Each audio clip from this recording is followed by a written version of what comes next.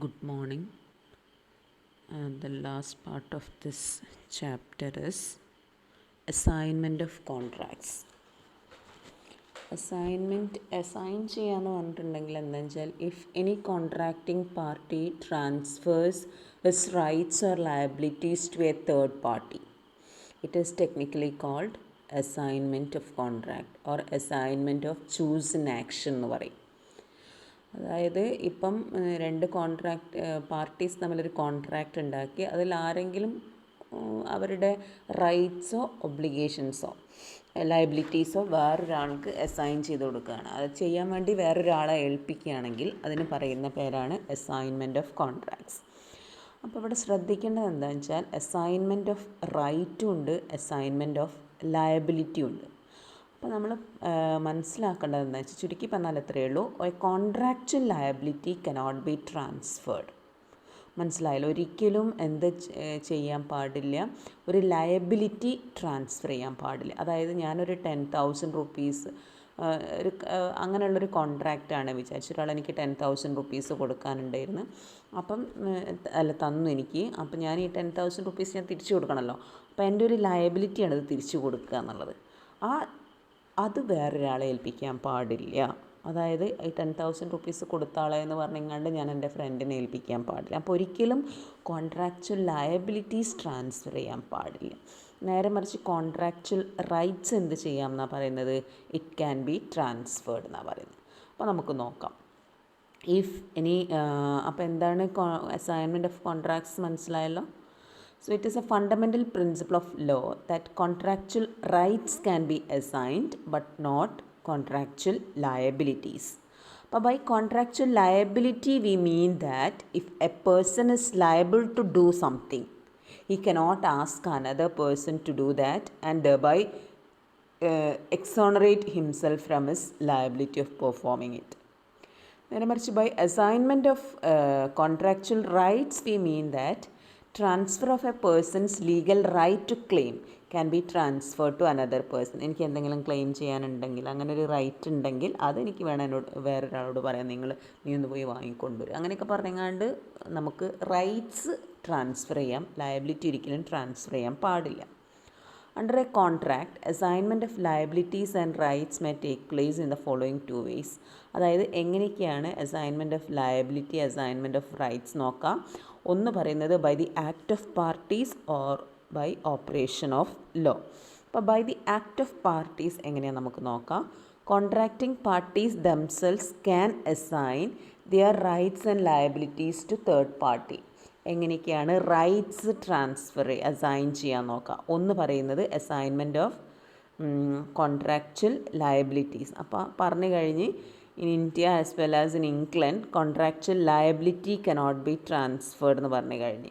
ഇവിടെ ഒരു എക്സാമ്പിൾ ഇതാണ് കൊടുത്തിട്ടുള്ളത്. B is under liability to pay 5,000 to A. If B transfers is liability to C, അതായത് സീൻ്റെ അടുത്ത് പറയാണ് to pay the said amount to B, it will not bind A എന്നാണ് പറയുന്നത്. A need not consent to the same. കാരണം എന്താണെന്ന് വെച്ചാൽ by this transfer B's liability will not be discharged. അതായത് സി തന്നിട്ടില്ലെങ്കിൽ ബി കൊടുത്തോളണം. മനസ്സിലായല്ലോ. So as usual A can take action against B എന്നാണ് പറയുന്നത്. പക്ഷേ രണ്ട് എക്സെപ്ഷൻസ് ഉണ്ട് ഈ റൂളിന്. അതായത് ഒരിക്കലും കോൺട്രാക്ച്വൽ ലയബിലിറ്റി അസൈൻ ചെയ്യാൻ പാടില്ല എന്നുള്ളതാണ്. But there are two exceptions. ഒന്ന് പറയുന്നത് if the transfer is with a consent of the promisee. അതായത് the promisor may assign his liability with a consent of the promisee to a third party എന്നാണ് പറയുന്നത്. ഒരു example പറയാം. A owes ₹5,000 to B. A transfers his liability to C and asks C to pay B. അതായത് 5,000 rupees കൊടുക്കാനുണ്ട് ബിക്ക്. അപ്പം സീൻ്റെ അടുത്ത് പറയാണ് അതൊന്ന് കൊടുക്കാൻ വേണ്ടിയിട്ട്. ഇവിടെ ബിയുടെ സമ്മതത്തോടു കൂടിയാണെങ്കിൽ B the creditor also agrees to receive this amount from C. അപ്പോൾ അതാണ് ഫസ്റ്റത്തെ എക്സെപ്ഷൻ പറയുന്നത്. വേണമെങ്കിൽ കോൺട്രാക്ച്വൽ ലയബിലിറ്റി അസൈൻ ചെയ്യാം. എങ്ങനെയാണെങ്കിൽ with a consent of the promisee. Okay, one more exception is there. അതായത് രണ്ടാമത് പറയുന്ന ഇതാണ്, if the performance does not involve personal skill and ability. അതായത് പെർഫോമൻസിൽ അങ്ങനെ ഒരു പേഴ്സണൽ സ്കില്ലോ എബിലിറ്റിയോ ഒന്നും ആവശ്യമില്ലെങ്കിൽ വേണമെങ്കിൽ നിങ്ങൾക്ക് എന്താക്കാം എന്നാണ് പറയുന്നത്, you can transfer. Where the performance of the contract does not depends upon the personal skill or ability of the contracting party, the contract is one that could be performed by another. Such contracts can be assigned എന്നാണ് പറയുന്നത്. Okay, അപ്പോൾ ഇതാണ് assignment of contractual liabilities പറയുന്നത്. ഇനി നമുക്ക് assignment of contractual rights നോക്കാം. അപ്പോൾ rights and benefit under A contract can be transferred എന്നാണ് പറയുന്നത്. ഇപ്പം A owes ₹5,000 to B. B, the creditor, transfers his right to C to recover the amount. അപ്പോൾ B സീൻ്റെ അടുത്ത് പറയാം, തരാനുണ്ട്, നീ ഒന്ന് പോയി വാങ്ങിക്കൊണ്ടുവരുമെന്ന് പറഞ്ഞിട്ടുണ്ടെങ്കിൽ അതൊരു റൈറ്റാണ്, ക്ലെയിം ചെയ്യാനുള്ള റൈറ്റാണ്. That can be transferred. C പോയി വാങ്ങിയാലും കുഴപ്പമില്ല. Accordingly C can recover the amount from A എന്നാണ് പറയുന്നത്.